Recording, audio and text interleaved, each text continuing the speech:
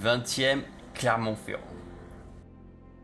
Pour sa première saison parmi l'élite, le Clermont Foot avait assuré l'essentiel en se maintenant.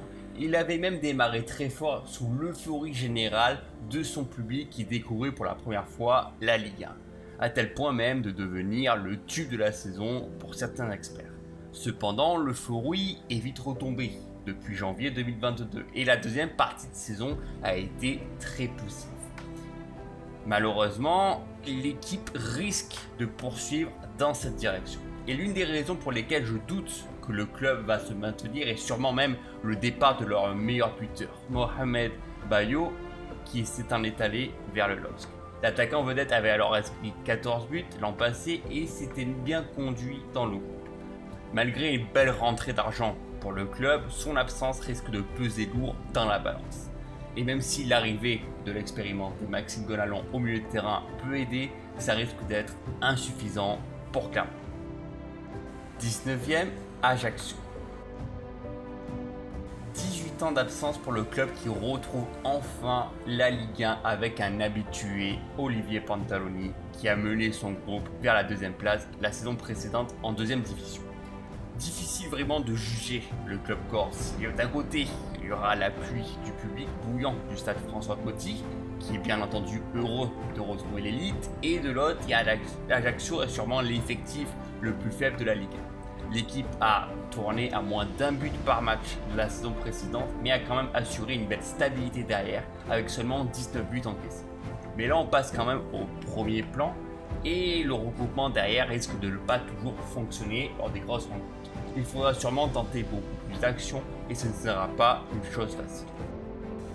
20e, le FC Lorient.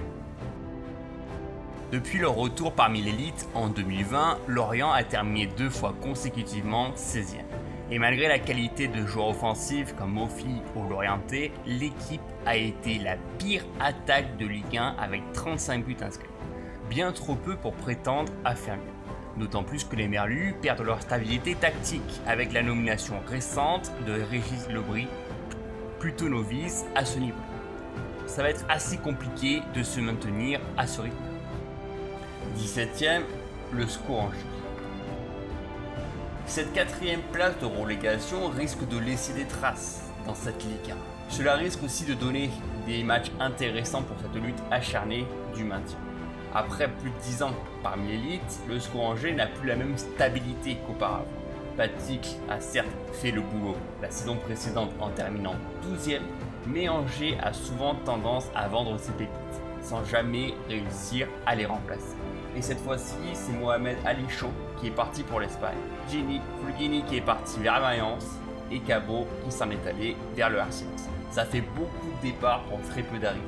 On verra ce qu'il en sera, mais Angers risque vraiment de flirter avec le bas. Il est difficile de rester emballé par les stats. Le club sert juste d'antenne de prêt pour le City Group sans pour autant que les jeunes pépites restent en France. Pourtant, il se pourrait qu'il soit le club capable de rester une année de plus parmi l'élite. Même si la lutte risque d'être difficile jusqu'au bout, des cadres comme Ripard, Rami font toujours la fête. Très peu de choses à rajouter, attention quand même à ne pas se brûler les ailes en plein vol. 15e, le stade de Reims. Il y a une stabilité rémoise qui s'est installée en Ligue 1 et ce n'est pas en 2023 que cela va changer. Il y a toujours un joueur qui sort du lot pour nous sortir une saison incroyable. Hugo Ekitike a été cet élément l'an passé et il y en aura sûrement un autre cette saison. Il reste encore beaucoup de jeunes talentueux en attaque comme Donis, Kofi ou encore l'arrivée de Balogun récemment. Et il est à parier qu'un de ces noms sera la nouvelle révélation de la Ligue. Attention quand même au départ du gardien Petkovic qui peut faire tâche derrière. 14e, Auxerre. Ce club historique, on a envie d'y croire. Après avoir Pour ce club historique, on a envie d'y croire. Après avoir obtenu leur ticket dans un match bouillant contre la Saint-Etienne, Auxerre retrouve bien la Ligue 1. L'une de leurs forces est l'aspect sûrement tactique employé par Charles McFarland. En jouant principalement en 4-1-4-1, il a trouvé l'équilibre dans son jeu avec un relayeur qui sert de connexion entre l'attaque et la défense. Auxerre essaye de jouer haut pour contrecarrer la tactique adverse en gardant un effectif quasi identique par rapport à la saison précédente. Ils pourront donc retenter le même scénario en Ligue 1 cette saison. 13e, le Stade de Brest. Du côté de Brest, on travaille très bien. Der Zakarian a suffisamment d'expérience pour faire évoluer son groupe en 4-4-2 classique. Et même si le départ de Favre vers Lyon aurait pu causer du tort en janvier dernier, les Brestois ont maintenu leur statut. Franck Honora, meilleur buteur la saison précédente, est toujours présent et il se renforce aussi avec l'ancien Niçois Pierre Lesmelou qui avait fait une bonne saison du côté de Norwich la saison précédente. De bon augure pour rester dans le milieu de tableau sans vraiment trop de difficultés.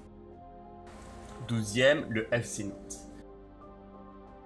La saison nantaise de l'an passé a dépassé les attentes, aussi bien en championnat qu'en Coupe de France. Les Nantais ont surpris leur opposant. Cependant, le Nantes version 2022-2023 risque de connaître des revers. D'abord, la surcharge du calendrier avec l'apparition des voyages en Europa League. Et ensuite la perte aussi de Kolo Muani, meilleur buteur du club l'an passé. Associé aussi probablement à celle de Ludovic. En tout cas, l'apport et l'expérience de Moussa Sissoko restent quand même un plus, mais pas sûr que cela suffise pour le groupe nantais. Nantes risque plutôt de copier leur saison 2020-2021 que celle de la saison précédente. 11e, Montpellier. Montpellier n'a pas réussi une bonne saison, l'an passé avec une 13e place acquise. Le départ des joueurs offensifs comme Delors ou encore Laborde avait fait du mal à ce club. Et même s'il conserve des cadres trentenaires comme Savanier, Sacco ou Germain, rajouter à cela les arrivées des deux Stéphanois à Casery et Nordin, Montpellier va devoir quand même rehausser un petit peu plus son niveau de jeu s'ils veulent vraiment jouer les premières places. La perte de Mollet aussi, le créateur dans le jeu, devrait être compensée. En manque de moyens, Montpellier ne devrait pas recruter davantage et garder même un groupe identique, voire un petit peu plus diminué. Ou une 11e place qui me paraît totalement justifiée. 10e, Toulouse. Il y a plusieurs points positifs qui permettent de dire que Toulouse va entamer sa saison Ligue 1 de la meilleure des manières. Déjà, l'euphorie de retrouver l'élite. C'est toujours une force supplémentaire d'avoir son public derrière soi pour lutter contre les meilleures équipes. Ensuite, il y a quand même certaines individualités qui sortent du lot, comme le meilleur buteur gallois Haley ou encore le meilleur passeur hollandais Van den Bomen qui a réalisé une saison parfaite de 20 passes décisives. Enfin, la méthode Philippe Montagny, qui a approfondi le jeu collectif du TFC, et aussi bien dans la possession que dans la construction. Un entraîneur expérimenté qui a toutes les chances de faire la même chose en Ligue 1 cette saison. Il y a beaucoup d'attentes dans ce groupe très international. 9e, Strasbourg. Grosse sensation de la saison précédente, le RC Strasbourg est entre de bonnes mains sous Julien Stéphan. Il a réussi à imposer sa philosophie de jeu d'entrée et cela a parfaitement fonctionné. Il aurait pu même viser le podium, mais le coach a su tirer vers le haut toutes les qualités offensives pour être le plus dangereux et le plus efficace possible. Que ce soit Ajor, Gamero ou Diallo, ils ont tous fini à plus de 10 buts au compteur. Derrière, le club se renforce intelligemment avec Colin Dagba, Lucas Perrin ou encore Aoud. Un groupe plutôt hétérogène qui produira sûrement la même saison que la saison précédente pour garder vraiment une place dans le top 10. 8e, le LOSC. Bilan très mitigé la saison précédente avec une rupture de dynamisme et des résultats en dents de scie. Le LOSC n'avait pas pu faire mieux qu'une 10e. Gouvernac étant parti, Fonseca est arrivé. Botman, Yilmaz, Selic, Sanchez, tous ces joueurs qui avaient incarné la réussite lilloise en 2021 sont également partis. Il y a une reconstruction qui va être faite au sein du club et on essaye de prendre peu de risques pour aborder cette nouvelle saison. Il est difficile de les voir rivaliser avec le haut du tableau, mais risque quand même d'être un adversaire coriace pendant 90 minutes. 7e, le RC Lens. Le RC Lens fait partie vraiment de ces équipes où c'est surtout l'équipe qui est mise en avant avec les individualités. Le coach Frank Hayes travaille parfaitement bien sur le terrain et rend le jeu tellement plus séduisant. Le club n'a pas peur de jouer haut avec deux pistons qui sont capables de monter très haut. Même si les départs annoncés de Doucouré, Klaus ou Fofana vont faire du mal, Lens a quand même été très actif sur le marché des transferts avec des coups malins comme le Polonais Buxa, le milieu de terrain Cabot ou encore le jeune Openda. Il n'est pas sans douter que le groupe restera uni pour tenter de faire mieux que de la figuration et rejouer le top 10 pour la 3e année consécutive. 6e, le Stade Rennais. La bonne surprise de l'an passé n'a pas à se démonter pour la nouvelle saison. Bruno Genesio a finalement prôné le jeu offensif à la perfection et Rennes a terminé à leur 2e meilleure attaque du championnat. De bel augure pour entamer la nouvelle saison.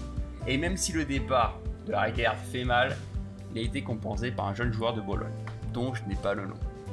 Il n'y a aucune raison pour que Rennes ne puisse pas reproduire le même jeu, faire des dégâts en avant et tenter de faire quelque chose sur la scène européenne.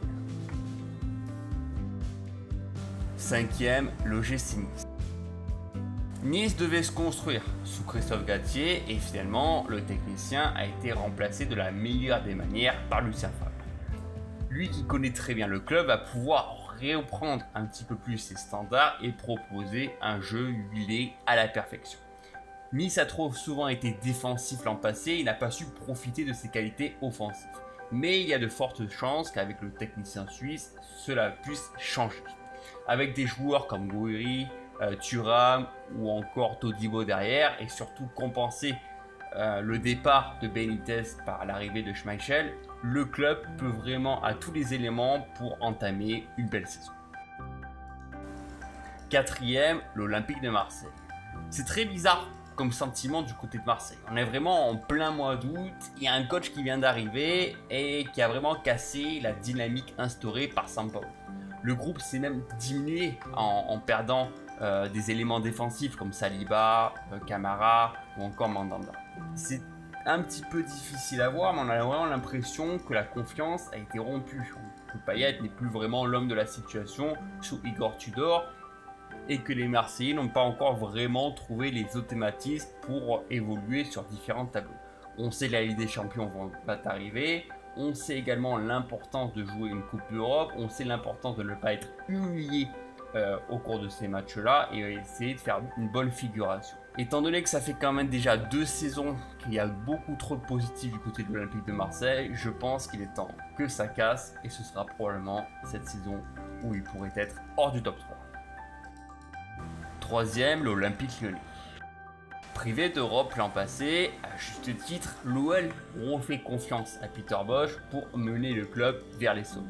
Il est toujours important de garder sa stabilité et Lyon l'a bien compris. Adieu les indésirables du bois et bienvenue à la jeunesse lyonnaise, associée même au retour des anciens de la maison comme Tolisso ou Lacazette pour reprendre un petit peu plus de statut. En ne jouant que la Ligue 1 cette saison et avec un effectif bien remanié et doublé de partout, Lyon n'a pas le droit à l'erreur et doit vraiment jouer le podium. Tout autre résultat sera considéré comme faute professionnelle. Et un peu à l'inverse de l'Olympique de Marseille, ça fait quand même déjà 2 saisons qu'il n'y a que du négatif du côté de l'OL. Donc je pense qu'il est temps de revenir à la raison et de revenir sur le devant de la scène. 2e, l'AS Monaco. L'AS Monaco a vraiment les armes pour faire très mal. Dans ce groupe toujours aussi rajeuni et remanié, Monaco s'installe toujours parmi le haut du tableau. En bonifiant tous leurs matchs en 2022, ils avaient réalisé une remontada spectaculaire dans le haut du classement sous les ordres de Philippe Clément.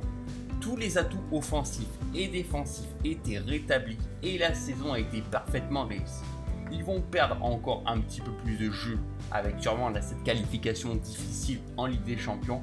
Mais ensuite, lorsque Monaco va commencer sa saison, elle va sûrement avoir beaucoup de talent pour terminer dauphin en Ligue 1. Et enfin, premier champion, le Paris Saint-Germain. Est-il vraiment un risque de dire que le Paris Saint-Germain terminera champion? Absolument pas. La puissance du jeu, associée à un manque flagrant d'opposition en championnat, nous laisse penser vraiment que le PSG prendra bien son 11e titre historique cette saison. Et avec les changements d'attitude de la part des joueurs, les joueurs ont l'air beaucoup plus concernés qu'auparavant. Et il est fort à parier qu'ils sont capables de tuer la saison dès le mois de mars. Et il y a vraiment beaucoup plus d'attrait, beaucoup plus de combinaisons, beaucoup plus de construction. Et on voit aussi beaucoup plus de cohésion dans le jeu de Christophe Galtier.